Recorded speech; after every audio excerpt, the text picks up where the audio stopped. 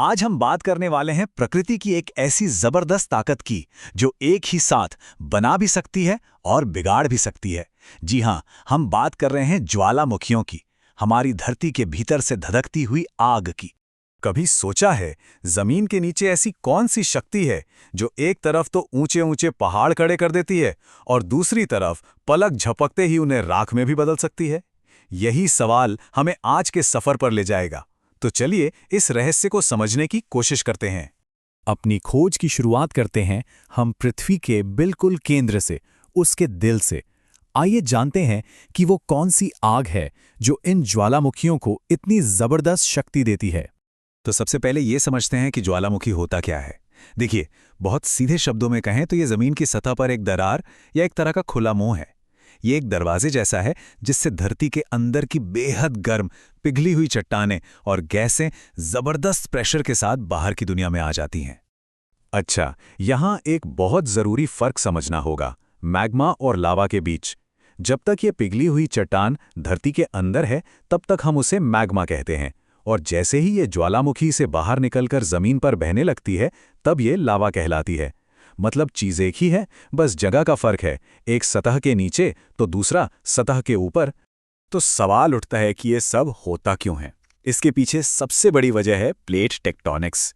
देखिए, हमारी धरती की जो ऊपरी परत है वो कई बड़े बड़े टुकड़ों में बटी हुई है। इन्हें कहते हैं टेक्टोनिक प्लेट्स। अब जब ये प्लेट्स एक दूसरे से दूर खिसकती हैं तो नीचे से मैग्मा को ऊपर आने का रास्ता मिल जाता है, या फिर जब एक प्लेट दूसरी के नीचे धंस जाती है तो जबरदस्त गर्मी और दबाव से चट्टान पिघल जाती है और विस्फोटक मैग्मा बन जाता है।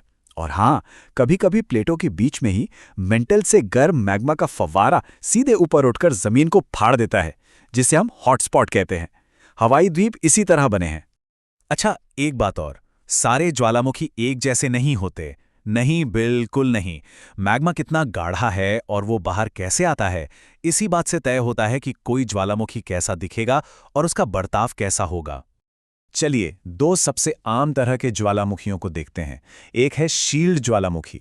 इसका लावा बहुत पतला होता है, पानी की तरह, तो ये बिना किसी बड़े धमाके के आराम से दूर तक बहता जाता है और एक चौड़ी ढाल जैसी शक्ल बना लेता है, जैसे हवाई का मोना लोआ। दूसरी तरफ है स्ट्रैटो ज्वालामुखी। इसका लावा बहुत गाढ़ा और चिपचिपा होता है। ये गैसों को फंसा लेता है जिससे अंदर प्रेशर बढ़ता जाता है और फिर बूम, एक बहुत ही खतरनाक और जोरदार धमाका होता है। इससे जापान के माउंट फूजी जैसा ऊंचा नोकीला पहाड़ बनता है। पता है, ज्वालामुखियों की भी अपनी एक जिंदगी होती है। इनके 3 चरण होते हैं। पहला, सक्रिय यानी एक्टिव, जो अभी भी फट रहे हैं या फटने वाले हैं। दूसरा, प्रसुप्त यानी डोरमेंट, जो अभी तो सो रहे हैं पर कभी भी जाग सकते हैं। और तीसरा, विलुप्त यानी एक्सटिंक्ट, जिनकी आग हमेशा के लिए बुझ चुकी है क्योंकि अब उन्हें नीचे से मैग्मा नहीं मिल रहा। और ये जो सोए हुए ज्वालामुखी है ना, इन्हें हल्के में लेने की गलती कभी नहीं करनी चाहिए। इसका सबसे बड़ा उदाहरण है फिलीपींस का माउंट पिनाटुबो। वो 600 साल तक चुपचाप सोया रहा। लोग लगभग भूल ही गए थे कि वो एक ज्वालामुखी है। लेकिन फिर 1991 में वो ऐसी जबरदस्त ताकत से जागा कि वो 20वीं सदी के सबसे बड़े विस्फोटों में से एक बन गया।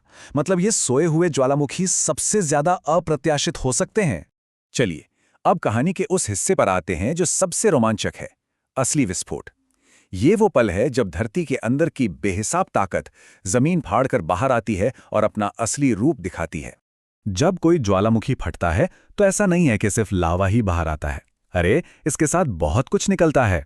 पिघली हुई चट्टान के अलावा पायरोक्लास्टिक मटेरियल निकलता है, जिसमें धूल जैसी बारीक राख से लेकर कारों जितने बड़े बड़े पत्थर भी हो सकते हैं, जिन्हें हम ज्वालामुखी बॉम्ब कहते हैं। और इनके साथ निकलती हैं ढेर सारी गैसें, जैसे पानी की भाप, कार्बन डाइऑक्साइड और सल्फर डाइऑक्साइड। और इन विस्फोटों की ताकत का अंदाजा लगाना भी मुश्किल है। जरा इस नंबर पर गौर कीजिए, 45 किलोमीटर। जो सबसे भयानक विस्फोट होते हैं वो राख और गैस के बादलों को 45 किलोमीटर ऊपर तक फेंक सकते हैं। ये इतनी ऊंचाई है कि ये बादल हमारे वायुमंडल की दूसरी परत यानी स्ट्रेटोस्फीयर तक पहुंच जाते हैं, जहां हमारे हवाई जहाज उड़ते हैं। सोचिए जरा। लेकिन हाँ, हर विस्फोट इतना भयानक और विनाशकारी नहीं होता। इटली का स्ट्रोम्बोली ज्वालामुखी देखिए, ये तो लगभग हर 15-20 मिनट में छोटे छोटे प्यारे से विस्फोट करता रहता है। सदियों से समुद्र में चलने वाले जहाज रात में इसके चमकते लावे को देखकर अपना रास्ता ढूंढते थे। इसीलिए इसका नाम पड़ गया भूमध्य सागर का लाइट हाउस। तो ठीक है, विस्फोट हो गया, लेकिन उसके बाद क्या? अब जरा ज्वालामुखी के असर को समझते हैं। ये अपने पीछे क्या छोड़ जाता है, क्योंकि ये एक ही साथ विनाशक भी है और निर्माता भी। ज्वालामुखी बिल्कुल एक दोधारी तलवार की तरह है। एक तरफ इनका लावा, इनकी राख और कीचड़ के सैलाब, जिसे लहर कहते हैं, सब कुछ बर्बाद कर सकते हैं। ये हवा को जहरीला बना सकते हैं और कभी-कभी तो पूरी दुनिया का मौसम ठंडा कर सकते हैं। लेकिन सिक्के का दूसरा पहलू भी है। ज्वालामुखी की राख से जो मिट्टी बनती है वो दुनिया में सबसे ज्यादा उपजाऊ होती है। इन्हीं से हमें कीमती खनिज और जियोथर्मल एनर्जी मिलती है। और तो और हवाई जैसे पूरे के पूरे द्वीप समूह इन्हीं की देन है। और अब एक ऐसी चीज जो शायद बहुत कम लोगों को पता होगी। क्या आप जानते हैं कि दुनिया के ज्यादातर हीरे कहाँ से आते हैं? वो आते हैं प्राचीन ज्वालामुखियों के पाइप से, जिन्हें किम्बरलाइट पाइप्स कहते हैं। जी हां, करोड़ों साल पहले यही ज्वालामुखी धरती के बहुत गहरे से इन हीरों को हमारे लिए सतह पर ले आए थे। अगर ज्वालामुखियों के फायदे का कोई सबसे अच्छा जीता जागता उदाहरण देखना हो तो वो है आइसलैंड। ये देश पूरी तरह से ज्वालामुखियों के ऊपर बसा है और उन्होंने इस चीज को एक वरदान बना लिया है। आज आइसलैंड अपनी लगभग 90% ऊर्जा की जरूरतें ज्वालामुखियों से मिलने वाली गर्मी यानी जियोथर्मल एनर्जी से पूरी करता है ना कमाल की बात? चलिए अब जरा बड़े पैमाने पर देखते हैं, पूरी दुनिया के नक्शे पर। दुनिया के ज्यादातर ज्वालामुखी और भूकंप कुछ खास इलाकों में ही होते हैं और इनमें से सबसे मशहूर है रिंग ऑफ फायर। ये आंकड़ा देखिए, ये अपने आप में पूरी कहानी कहता है। दुनिया में जितने भी एक्टिव ज्वालामुखी है ना, उनमें से 75% मतलब 3/4 सिर्फ एक ही जगह पर हैं, इसी रिंग ऑफ फायर में, और बाकी की पूरी दुनिया में सिर्फ 25%। तो ये रिंग ऑफ फायर आखिर है क्या चीज? ये प्रशांत महासागर के चारों ओर घोड़े की नाल के जैसा एक 40,000 किलोमीटर लंबा इलाका है। यहाँ पर प्रशांत प्लेट दूसरी प्लेटों के नीचे लगातार खिसक रही है, जिसकी वजह से इस पूरे इलाके में जबरदस्त भूगर्भीय हलचल होती रहती है। जापान, इंडोनेशिया और फिलीपींस जैसे देश इसी आग के घेरे में बसे हुए हैं।